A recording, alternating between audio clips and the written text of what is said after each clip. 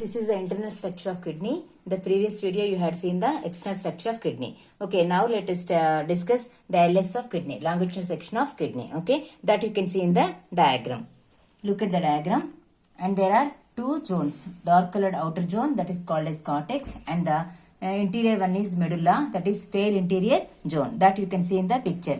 Here LS of kidney, you can see the outer zone is called as cortex and the inner zone is called as medulla. Okay, then next one is each kidney is made up of very thin tubular structures, and these are called as actually the nephrons. Okay, so these are called as nephrons.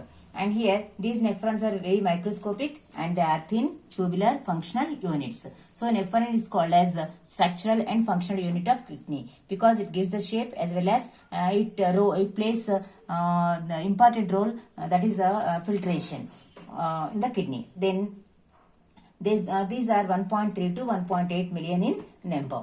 Then you take the, now let us discuss nephron in detail.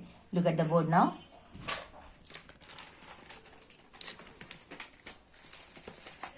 Each nephron is made up of Malpighian body and renal tubule. Two main parts are there, Malpighian body and renal tubule. What is Malpighian body? This is nothing but the Bowman's capsule. That I will show you in the diagram later after finishing this discussion. Okay, so here Malpighian body is nothing but the Bowman's capsule, and actually this this Bowman's capsule will come from efferent arteriole and it will be ended in efferent arteriole. Okay, so Bowman's capsule will be formed from efferent arteriole and ended in efferent arteriole. Then renal artery, renal tubule, that let us discuss later. And before that, Bowman's capsule I will show you in the picture. Once look at the picture diagram.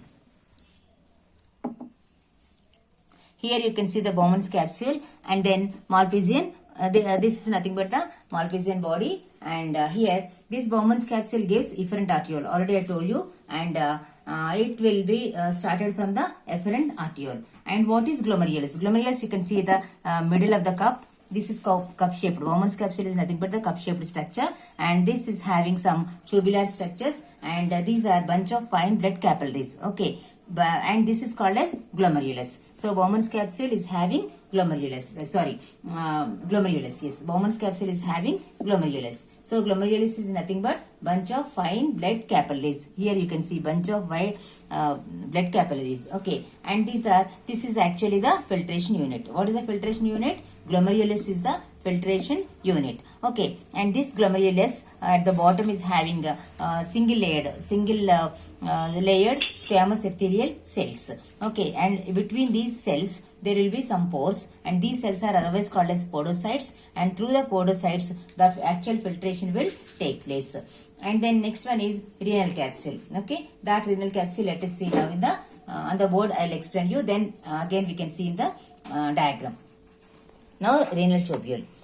Renal tubule is basically having three parts: PCT, loop of Henle, DCT. PCT means proximal convoluted tubule, and loop of Henle is the U-shaped one. I will show you in the diagram once again. Then distal convoluted tubule. Like this, three are there. So here this distal convoluted tubule is ending in collecting tubule. This forms pyramids and calyces. Even this also I will show you in the diagram now. Okay, so this distal convoluted tubule will be ended in the collecting tubule. Okay, see this collecting tubule will form pyramids and calyces. Those are present in the kidney. Okay, because nephron itself is present in the kidney itself. Okay, so these pyramids and calyces will open into pelvis, and from pelvis it enters into ureter. So after filtration in the kidney through the nephrons, that will be entered into the ureter. Now I will show you this renal tubule in the diagram, and this renal tubule is covered by peritubular network, that is capillaries. Actually all these are capillaries only, and these capillaries will join to form renal venule, and all these renal venules will form renal vein. Even that also I will show you in the picture now. And before going to that, what are podocytes? Already I discussed. Once again I explain here. Single lining of squamous epithelial cells in glomerulus. Glomerulus is nothing but the cup shaped structure in the nephron. So this is having single lining of squamous epithelial cells, and these are useful for the filtration because they have pores, small pores between the squamous epithelial cells. These are otherwise called as podocytes. So pores are present between the podocytes, and this is helpful for the filtration. Okay, and proximal convoluted tubule, loop of Henle, DCT. All these three I will show you in the diagram now. Okay, look at the diagram. Look at the diagram. So this is the cup-shaped structure, and this is the glomerulus, and then the Bowman's capsule otherwise. And here you can see the collecting tubule, and this collecting tubule, and all this is, see, this is surrounded by the peritubular network. Here you can see the peritubular network, and this peritubular network will be ended with renal venules, and that will be formed into renal vein. That renal vein you can see in this picture, LS of kidney, you can see the renal vein. Okay, this is the renal vein, and this is the renal artery. Okay, and then loop of Henle, this is a U-shaped one. This is the loop of Henle, and this is the proximal end that I'll show you here.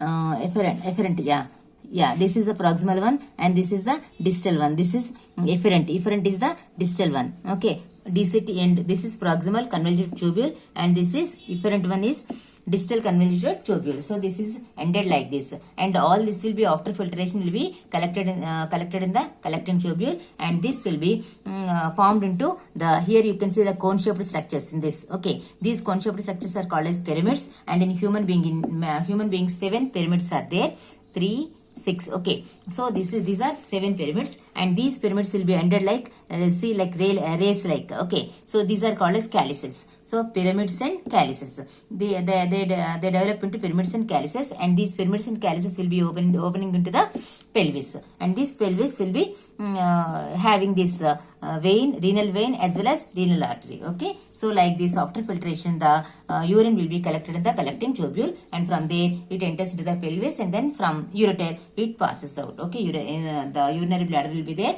and that let us discuss in the mechanism of urine. That will be in my next video, you can watch. Thank you.